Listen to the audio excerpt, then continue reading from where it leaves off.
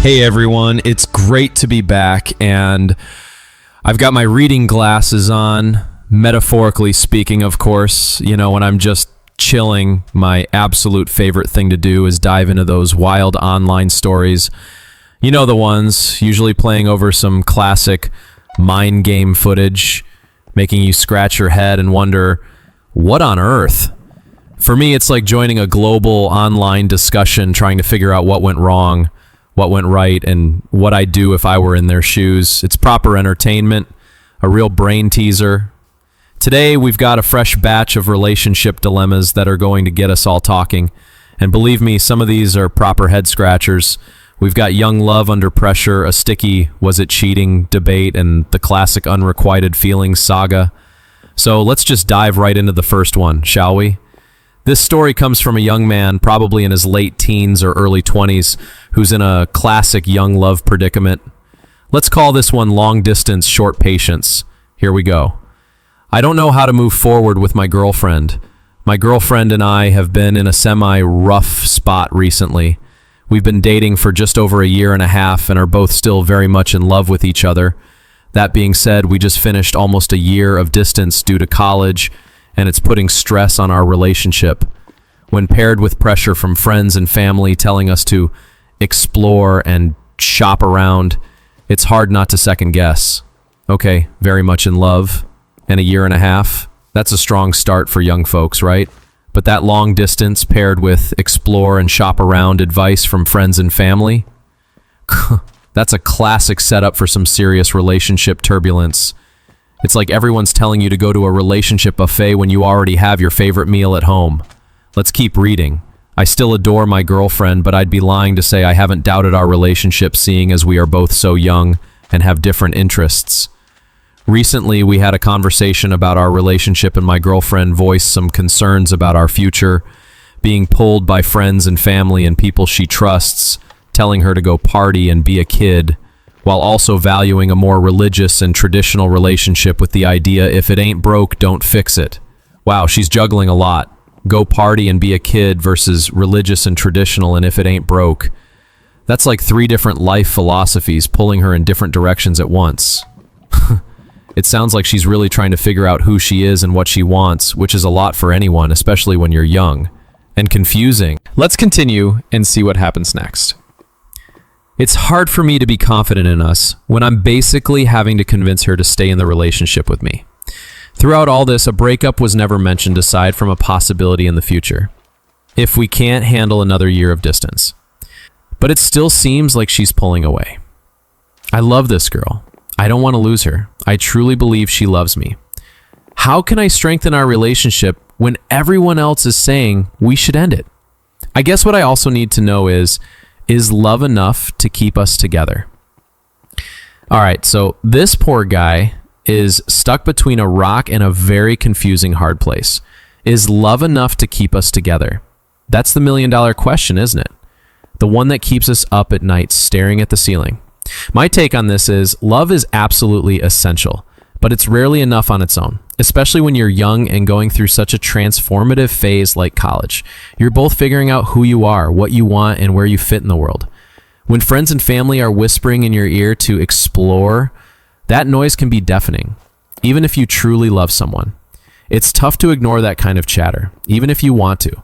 The fact that his girlfriend is being pulled in so many directions, trying to reconcile partying with traditional values, tells me she's in a serious internal conflict. She's not just trying to figure out if she wants him, she's trying to figure out what kind of life she wants for herself. And it sounds like she's leaning towards testing the waters of independent young adulthood. It's like she's at a personal crossroads, and he's just there. It's tough to hear, but when you're basically having to convince her to stay, that's a huge energy drain. Relationships should feel like a partnership, not a persuasion campaign. While they both still love each other, it sounds like their paths might be diverging. Sometimes loving someone means letting them figure things out for themselves, even if it means they choose a different path for a while. It doesn't mean the love wasn't real. It just means timing and individual growth can be powerful forces. You can't force someone to be where they're not ready to be, no matter how much you want them there. What do you all think? Is there hope for these two if they're both feeling this pressure? Or is exploring an inevitable part of being young and in college? Let me know your thoughts in the comments below. Okay, this next one is a spicy one. It's a classic what constitutes cheating debate, but with some really wild twists and turns. This story comes from a woman who's been with her husband for almost 8 years, and she needs external validation on whether her gut feeling is right. Let's call this one the secret smoker and the Sara saga.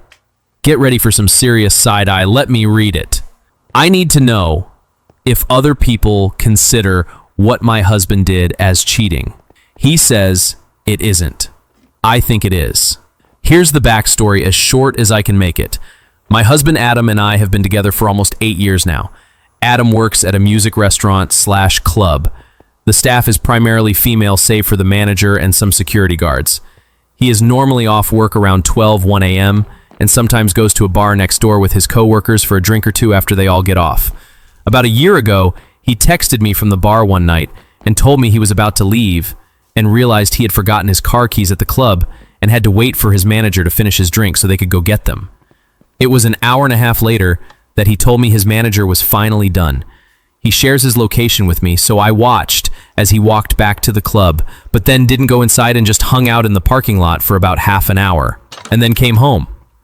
When he got home and I asked what took so long at the club and why he never even went inside to get his keys, he told me that his manager still didn't want to leave after his drink, so he just got a ride home from one of his coworkers, Rachel, and they had shared a couple joints in the parking lot before leaving. Legal state. Okay, so the keys were a lie, the manager was a lie, and suddenly it's Rachel sharing joints in the parking lot. Legal state doesn't make the lying part any better, does it? That's a red flag waving vigorously in the wind, isn't it? If you're doing something innocent, why all the smoke and mirrors?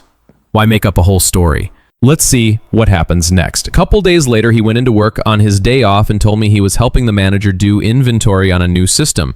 He thought he was only going to be an hour to an hour and a half and ended up being gone for about 3 hours.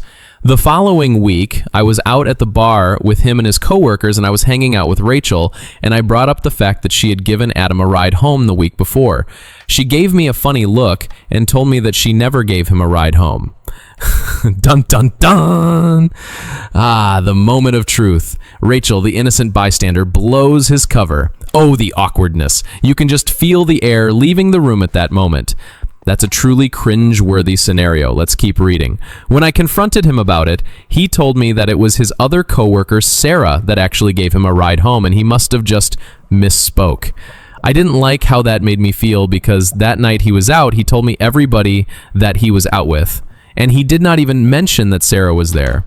I also later discovered that their manager is sober and was never even at the bar with them, so he had essentially replaced Sara with his manager when letting me know who he was at the bar with, and then lied to me all night long about why he had to stay out so late and never had any intention of getting his keys.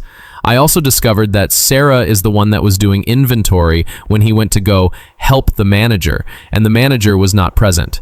So that was now the second time that he had lied about being alone with this woman to me.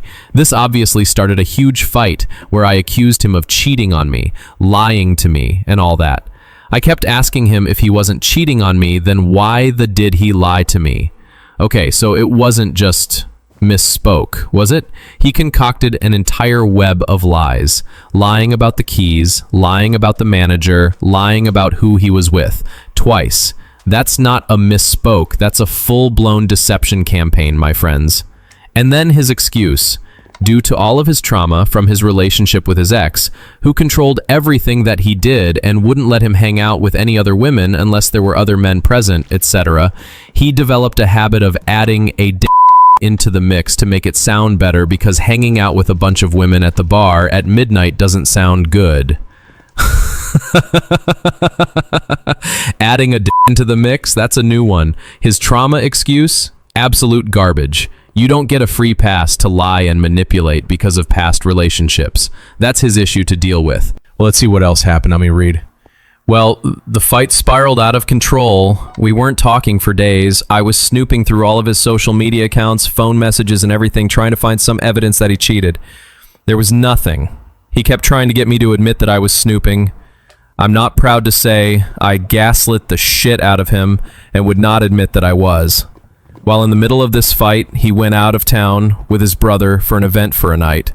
I found a new Facebook account that he had made and watched as he texted Sara, practically flirting with her the whole night.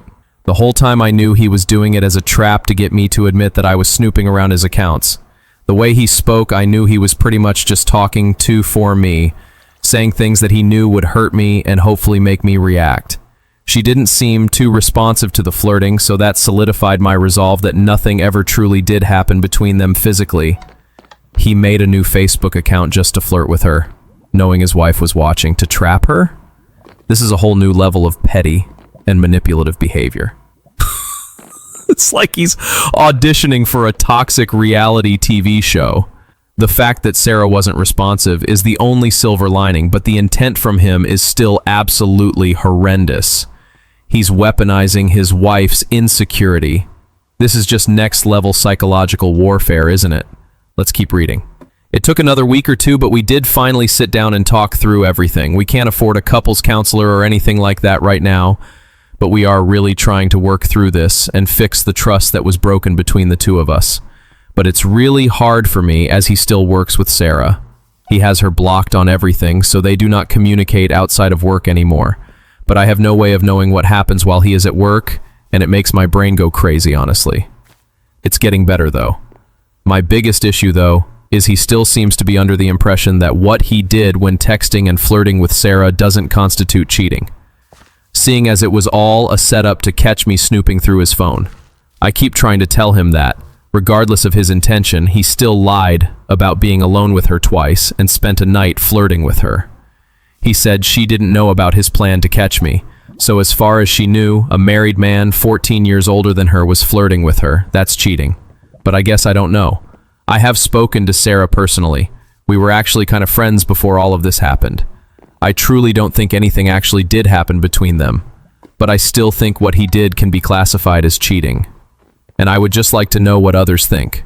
Would you constitute this situation as cheating if your partner had done it? If so, what can I say the next time this comes up so that I can make him understand from my side why what he did is considered cheating? TLDR, my husband lied to me twice about being alone with one of his female coworkers, and then while we were fighting about it, he flirted with her using a secret account on Facebook Messenger to trap/catch me snooping through his social media accounts. It's now almost a year later. We're trying to work it out and rebuild the trust that was lost, but he still doesn't think that what he did is considered cheating. I do. Okay. Wow. Just wow. This story is a roller coaster of red flags and mind games. Would you constitute this situation as cheating if your partner had done it? My immediate gut level answer is a resounding yes. Absolutely. 100%. Forget the physical part for a second. Cheating isn't just about sex. It's about deception, secrecy, emotional intimacy with someone else, and breaking the trust in a relationship. This guy did all of that. He didn't just stumble into a lie, he orchestrated lies. He lied not once, but twice about being alone with Sara. Why? Because he knew it was inappropriate. If it was truly innocent, he wouldn't have felt the need to lie. And then, the ultimate betrayal. Creating a fake account to flirt with her, even if it was a trap. A trap for his wife, mind you. He used another woman to intentionally hurt and manipulate his partner. That's not just cheating, that's emotionally abusive and incredibly disrespectful. It's like something out of a low-budget movie, honestly. Talk about trust issues, huh? His trauma excuse? Absolute garbage. You don't get a free pass to lie and manipulate because of past relationships. That's his issue to deal with in therapy, not to use as a shield for his current bad behavior.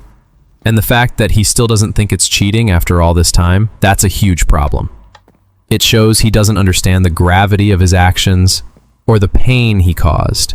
It's a complete lack of empathy. To make him understand, she needs to focus on the impact of his actions, not just the labels. Regardless of your intention, your actions, the lies, the secret communication, the flirtation, broke my trust. They made me question our entire relationship. When you engage in secretive, intimate behavior with another person, and then use that behavior to manipulate me, that is a betrayal of our marriage vows. It might not be physical, but it is deeply emotional cheating because you prioritized deception and another woman over our trust. He needs to understand that boundaries are crossed way before things get physical. It's not about the what, it's about the why and the how. Honestly, the fact that he's still defending it and she's snooping, which, let's be real, is a consequence of his actions, not the root problem, tells me they have a long way to go to rebuild trust. He needs to truly understand why his actions were wrong, not just apologize for getting caught. This is a marathon, not a sprint, and he's barely out of the starting blocks in terms of taking responsibility. What do y'all think? Is this cheating? And how do you even begin to rebuild trust when one person is still in denial? Let me know your thoughts in the comments. All right, another heavy one, eh? My brain is doing somersaults over this one, but we've got one more story today. A little different, but still very much about the complexities of the heart. Now let's see what this other story is all about. This last story is about friendship, unrequited feelings, and making incredibly tough choices. It comes from someone who recently made a very difficult decision about a close bond. Let's call this one Friendship Crossroads. It's about that tricky moment when feelings sneak up on you like a rogue wave. Let me read it as it is. I ended a very close friendship with over unrequited feelings. Was it the right move? We first started hanging out over a year ago amid some turbulent times in both of our lives. I had recently lost several friends to death and drugs and had myself quit drinking and was in the midst of making serious life changes. She had also recently gotten sober and was coming out of an abusive relationship. So, they found each other during incredibly vulnerable times. That's often when the deepest, most intense bonds are formed, isn't it? They were both going through a lot, making huge life changes. It sounds like a lifeline for both of them, a safe harbor in a storm. A real ride-or-die connection. Let's keep reading. We immediately got close, and I don't mean meeting up for coffee once a week and texting. I mean she was at my house nearly every day. We confided things with each other we've never spoken about before. I met her friends and family. She became a fixture of my life that I quickly couldn't picture living without. That's a deep friendship, not just casual, but truly enmeshed. When someone becomes a fixture in your life and you can't imagine living without them, those lines can start to blur, especially after such intensity and vulnerability. It's like they became each other's person, their other half, but platonically. But it was also not romantic. Both of us dated other people during this time, and I didn't really feel anything towards her for the vast majority of the time. Then, one day a couple weeks ago, she mentioned a new guy that she met. The classic just friends setup that lasts for a while. They kept things platonic, even seeing other people. But then, boom, a new guy enters the chat and suddenly everything changes. It's amazing how sometimes it takes the threat of losing someone or seeing them with someone else for those buried feelings to just explode to the surface. It's like your brain suddenly goes, wait, no, mine! Let's continue reading and see what happens. I don't know why, but it just, out of the blue, hit me like a freight train. A rush of emotions I don't think I've ever felt before.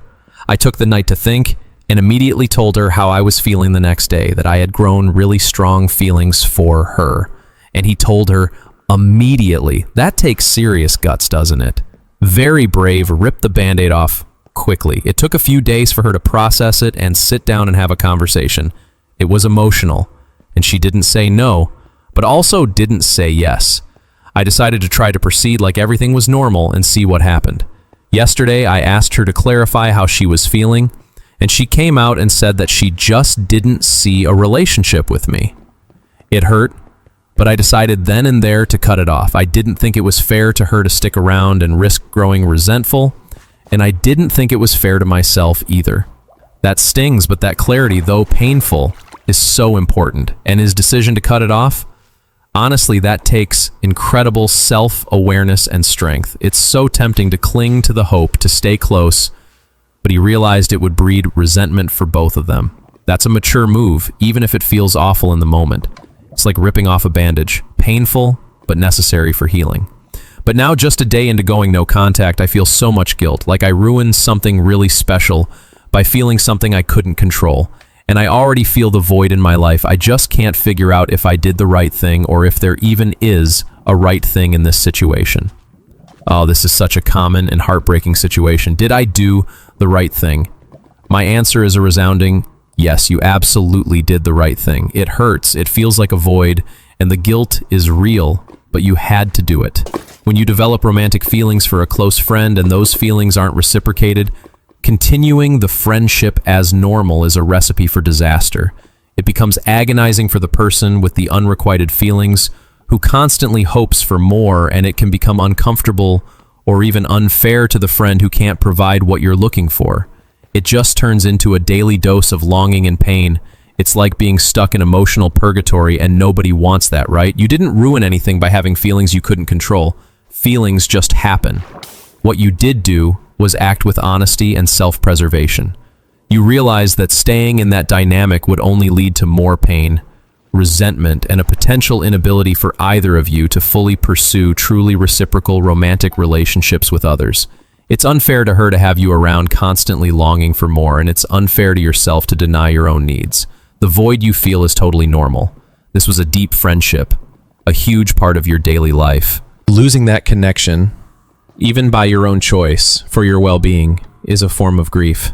Allow yourself to feel that loss, but know that you made a courageous and necessary choice for your own mental and emotional health.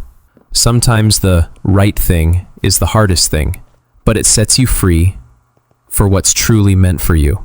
What do you all think? Was cutting off the friendship the right move in this situation? Or should he have tried to maintain the platonic bond despite his feelings? Share your thoughts and any similar experiences in the comments below. And with that, we've navigated another set of twists and turns in the wild world of human relationships. Honestly, it's always an adventure diving into these stories. It's like watching a really intense series, but with real people and real stakes. We get to play detective, therapist, and armchair critic all at once. Thank you so much for hanging out with me today, for listening, and for bringing your awesome insights to the comments section. Your perspectives genuinely add so much to these discussions, making it feel like we're all just chilling, having a proper chat. If you enjoyed this journey, please smash that like button, subscribe if you haven't already, and make sure that notification bell is ringing so you don't miss our next deep dive into the internet's most intriguing tales. Stay awesome, stay real, and I'll catch you on the next one. Peace out.